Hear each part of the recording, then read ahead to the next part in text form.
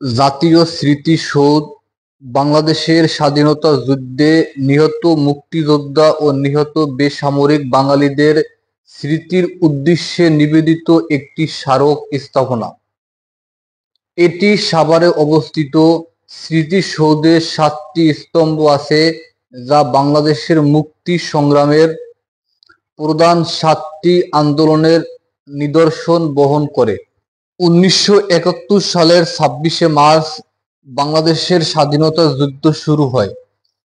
একই বছর 16ই ডিসেম্বর বিজয়ের মাধ্যমে এর পরিসমাপ্তি ঘটে। এই যুদ্ধে প্রায় 30 লক্ষ মানুষের প্রাণহানি হয়।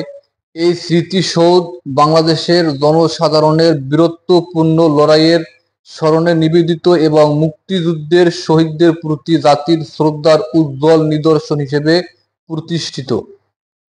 স্মৃতিসৌধ প্রাঙ্গণের সর্বমোট আয়তন 84 একর। স্মৃতিস্তম্ভ পরিবেষ্টন করে রয়েছে 24 একর এলাকাব্যাপী বৃক্ষরাজি শোভিত একটি সবুজ বলয়। স্মৃতিসৌধটির উচ্চতা 150 ফুট। স্মৃতিসৌধটি 7 জোড়া ত্রিভুজাকৃতির দেয়াল নিয়ে গঠিত। দেয়ালগুলো ছোট থেকে ক্রমশ বড় ক্রমে সাজানো হয়েছে। এই 7 জোড়া দেয়াল বাংলাদেশের স্বাধীনতা আন্দোলনের 7টি ধারাবাহিক পর্যায়কে নির্দেশ করে।